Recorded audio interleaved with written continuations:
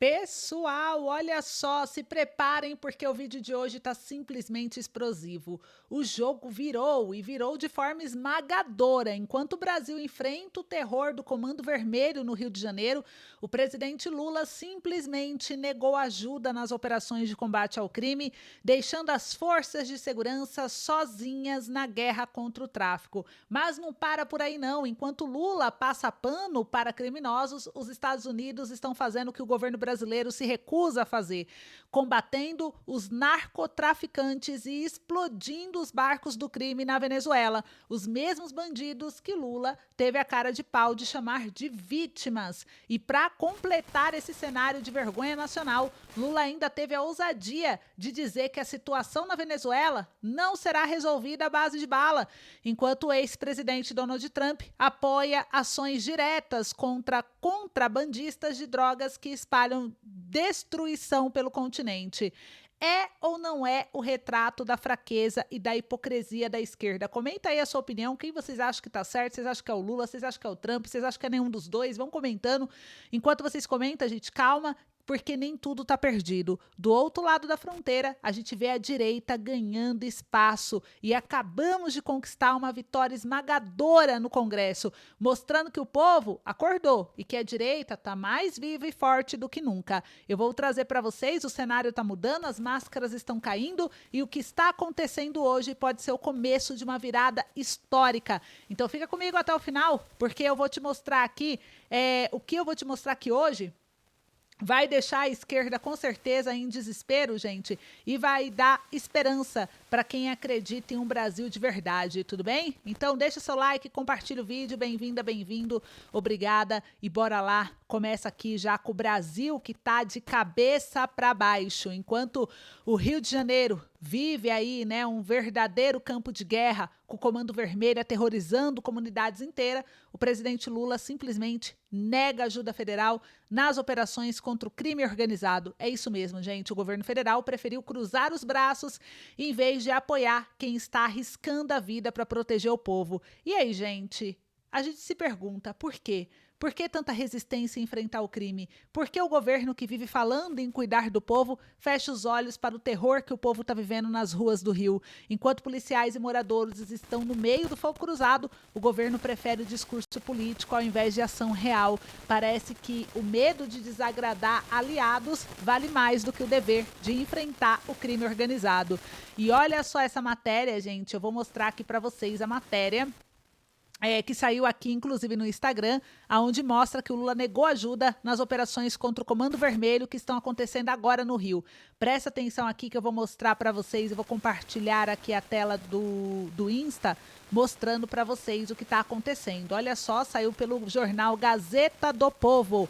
Governo Lula negou ajuda das Forças Armadas para ação contra o tráfico. Isso quem disse foi o próprio governador do Rio de Janeiro. O governador Cláudio Castro, do PL do Rio, afirmou que o governo do presidente Luiz Inácio Lula da Silva, do PT, negou 3 pedidos feitos às Forças Armadas para ajudar nas ações contra o tráfico de drogas do Estado, o que levou a autorizar a mega operação realizada na terça-feira, dia 28 de outubro, apenas com as próprias forças de segurança. A ação mira cerca de 100 lideranças do Comando Vermelho nos complexos da Penha e do Alemão, na zona norte da capital fluminense, e já teve 55 pessoas presas. Cláudio Castro disse que fez sucessivos pedidos para as Forças Armadas cederem equipamentos para realizar as operações nas comunidades, mas que todos eles foram negados, gente. Olha isso. Para ele, o Rio de Janeiro está sozinho nessa guerra. Então, vocês viram aí, né?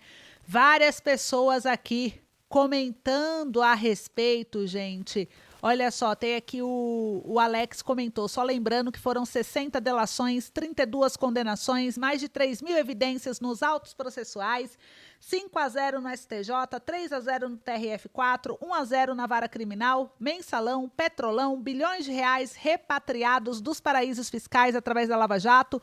Foram assinados acordos de leniência no valor de 17 bilhões repatriados.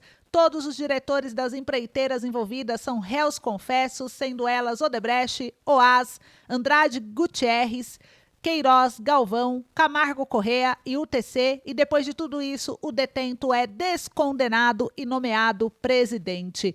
Então aqui o Zero Potiguar comentou, zero surpresa, muita gente comentou aqui, né, que o Brasil não é terra sem lei. Várias pessoas comentando aqui a respeito, né, do governo Lula ter abandonado o Rio de Janeiro, e isso, gente, mostra o quanto o povo está cansado, né? A gente fala que o povo está cansado de ver bandido sendo tratado como vítima, enquanto o trabalhador é abandonado, cansado de um governo que protege fronteiras ideológicas, mas não protege seu próprio povo. No fim das contas, o Brasil precisa decidir de que lado está, do lado da lei, da ordem, da coragem, ou do lado da omissão e da conivência. De que lado você acha que estamos? Comenta aí para mim. Enquanto você comenta, eu vou trazer uma outra matéria que saiu importante também. A gente fala, né, que enquanto os Estados Unidos enfrentam o crime, o Lula ele passa a mão na cabeça de bandido. É isso mesmo. Aqui eu vou mostrar uma outra matéria agora que mostra que enquanto os Estados Unidos está combatendo o narcotráfico de frente, destruindo barcos e enfrentando o crime da Venezuela com força total, o presidente Lula segue um caminho oposto, o da passividade e da conivência disfarçada de diplomacia. Os mesmos traficantes venezuelanos que hoje são alvo de forças americanas foram tratados como vítimas pelo presidente brasileiro. Mas vítimas de quê? De um sistema que eles mesmos alimentam? Dos governos corruptos que se abraçam entre si, fingindo lutar pela paz enquanto sustentam regimes falidos? Então essa postura de Lula mostra o que muitos já perceberam. O governo brasileiro parece ter perdido o senso de prioridade. Enquanto o mundo endurece contra o crime, parece que o Brasil prefere um discurso falso de paz e amor até com quem financia drogas, armas e destruição. E o resultado disso, a gente já sabe, é o crime crescendo, é o tráfico se fortalecendo. Olha só, aqui essa outra matéria que saiu do jornal Metrópolis, deixa eu mostrar aqui para vocês verem, dos Estados Unidos, né, atacando mais 4 barcos de narcoterroristas. Há ao menos 14 mortos, e eu vou mostrar aqui para vocês. Olha só.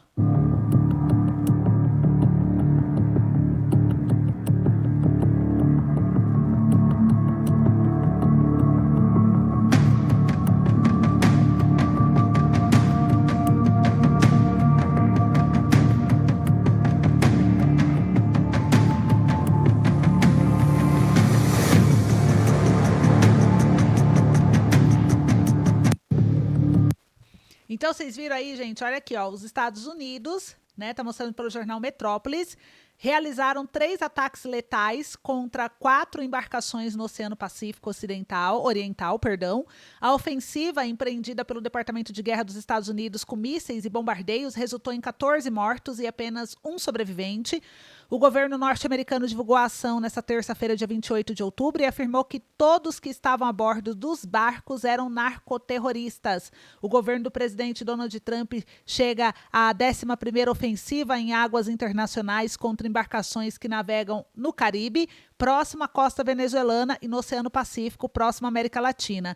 Segundo o secretário de Guerra, o Peter, as 4 embarcações eram operadas por organizações terroristas que traficavam narcóticos no Pacífico. 8 narcoterroristas estavam a bordo das embarcações durante o primeiro ataque, 4 estavam a bordo da embarcação durante o segundo ataque, 3 estavam a bordo da embarcação durante o terceiro ataque. Um total de 14 narcoterroristas foram mortos durante os 3 ataques, com um sobrevivente, informou o secretário de Guerra. O ataque ocorre em meio à escalada das tensões com a Venezuela, com navios de guerra norte-americanos montando um cerco próximo ao país sob a justificativa de combater o narcotráfico. E durante essa ofensiva no Pacífico, nenhum fuzileiro naval dos Estados Unidos saiu ferido. No que diz respeito ao sobrevivente, a Marinha norte-americana iniciou o protocolo de busca e resgate, mas posteriormente a missão seguiu com autoridades mexicanas que aceitaram a missão e ficaram com a responsabilidade de salvar o rapaz. Além das ofensivas marítimas, nas últimas semanas, Trump autorizou ações letais da Agência Central de Inteligência na Venezuela. O governo venezuelano condenou essa atitude e afirmou que os Estados Unidos preparam uma operação de bandeira falsa para justificar uma agressão militar ao país, gente. Então, algumas pessoas comentaram, tá na hora dos Estados Unidos aqui no Brasil, aliás, em Brasília. Imagina esse exército americano nas favelas do Rio, iria ser lindo. Então, Então, várias pessoas comentando a favor, inclusive da direita. Eu quero saber de vocês aí o que vocês acham a respeito desse assunto. Enquanto isso, eu vou trazer também uma outra matéria. Vou mostrar aqui um breve discurso do Lula, que fala em paz, mas o mundo real não se resolve com discurso, né? Então, mais uma vez, o presidente Lula escolhe o caminho das palavras bonitas, da inércia prática. Ao dizer que a situação da Venezuela não será resolvida à base de bala, ele tenta soar como pacificador da América Latina, mas ignora a realidade dura de um país dominado por narcotraficantes, milícias e ditadores aliados. Olha só aqui o momento do discurso dele. Deixa eu pegar aqui para vocês e compartilhar a tela para mostrar. Eu acho que é possível encontrar uma solução na Venezuela, se houver disposição, sabe, de negociação, e também porque o Brasil tem interesse em que não haja guerra na América do Sul. A nossa guerra é contra a pobreza, é contra a fome. Sabe? Se a gente não conseguiu resolver o problema da fome, como é que a gente vai fazer guerra? Para matar os famintos? Então eu quero ir para a mesa de negociação. E foi essa a sugestão que deu o presidente Trump. Vamos colocar uma mesa de negociação, o Brasil tem disposição de conversar, sabe, e ajudar nisso. O que não dá é achar que tudo é resolvido na base da bala. Eu acho que é possível encontrar uma solução na Venezuela, se houver. Pois é, gente. Então, o presidente do Brasil, Luiz Inácio Lula da Silva, afirmou que a situação da Venezuela não será resolvida na base da bala. Ele defendeu que não haja ação militar e disse a jornalista que propôs ao presidente dos Estados Unidos, Donald Trump, que haja uma mesa de negociação. O governo do presidente Nicolás Maduro é alvo de pressão dos Estados Unidos. O governo do Donald Trump acusa o país, por exemplo, de fazer vista grossa à atuação de cartéis do tráfico de drogas que estariam levando tóxicos para os norte-americanos. Então, várias pessoas comentando, criticando Lula, quem também não suporta ouvir essa voz, entre outros, mas eu quero saber a opinião de vocês. E aí, o que vocês acharam desse discurso aí do Lula, né?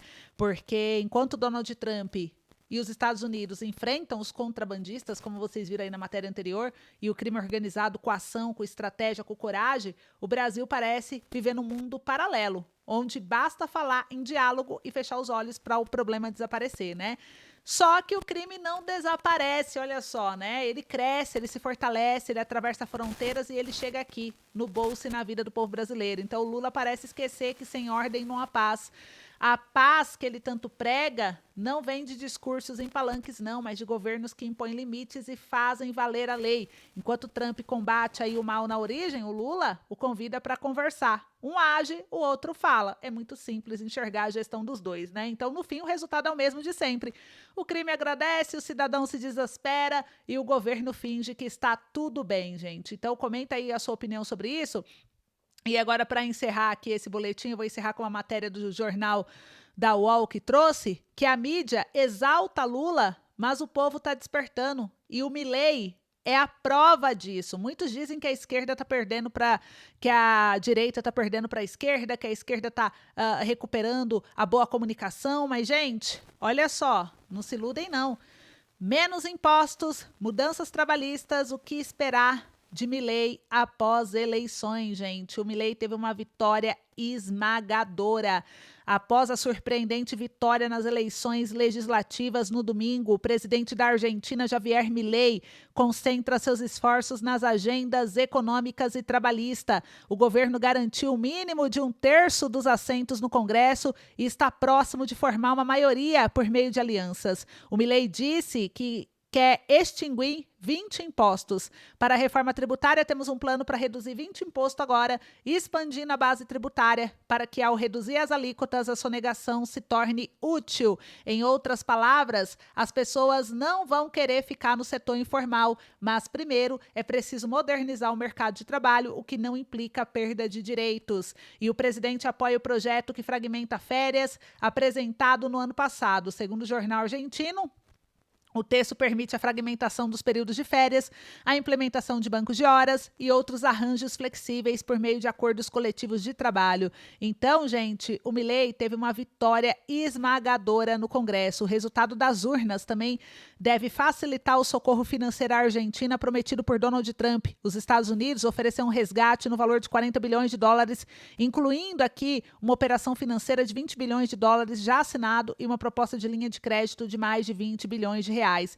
Então, Javier Milei, ele conseguiu uma vitória contundente, ficando com 40,68% dos votos válidos em todo o país. Foram 9 pontos acima do peronismo, com 31,7%. E na Câmara dos Deputados, o Milei passou de ter 37 a 80 legisladores. Com os aliados, fica com 107. Vai precisar de 22 deputados para obter quórum e aprovar reformas. E no Senado, Milei passa de 6 a 19 senadores. Com os aliados, fica com 24. Vai precisar de 13 senadores para conseguir quórum e aprovar reformas. Então, vocês viram aí o que aconteceu, gente? Olha só que sensacional isso, né? A gente viu aí, então, é impressionante como a grande imprensa brasileira parece viver em um mundo paralelo às vezes também, né? Enquanto tenta pintar Lula como líder equilibrado, diplomático, carismático, o homem do povo, a realidade nas ruas, nas redes e nas urnas de países vizinhos mostra exatamente o contrário do que eles querem nos fazer acreditar. A vitória esmagadora do Javier Milei no Congresso argentino não é apenas um fato político, é um grito continental de liberdade. O povo da Argentina, cansado de discurso socialista, promessas vazias, decidiu romper com o sistema, com a velha política e com a hipocrisia de quem fala em justiça social, mas vive sustentado por privilégio e corrupção. E aqui no Brasil, a imprensa tenta até empurrar a narrativa de que a direita está enfraquecendo, que o povo se rendeu ao discurso bonito da esquerda. Mas será mesmo? Será que o brasileiro está tão iludido quanto eles pensam? A verdade é que a direita está mais viva do que nunca, mesmo com censura, perseguição, silêncio imposto pelos grandes meios de comunicação. O povo pode até parecer estar quieto, mas está observando, está refletindo, está esperando a hora certa. Enquanto a mídia faz malabarismo para manter Lula como símbolo de estabilidade, o mundo vai mostrando o contrário. Os povos estão despertando contra o autoritarismo disfarçado de democracia, contra a manipulação ideológica e contra falsos salvadores da pátria. Milei venceu porque teve coragem de dizer o que muitos têm medo. Talvez o Brasil esteja prestes a viver algo parecido, quem sabe? Porque nenhuma mentira resiste para sempre quando o povo acorda. Então é isso, esse foi o boletim de hoje. Obrigada pelo carinho, um beijo, até o próximo boletim.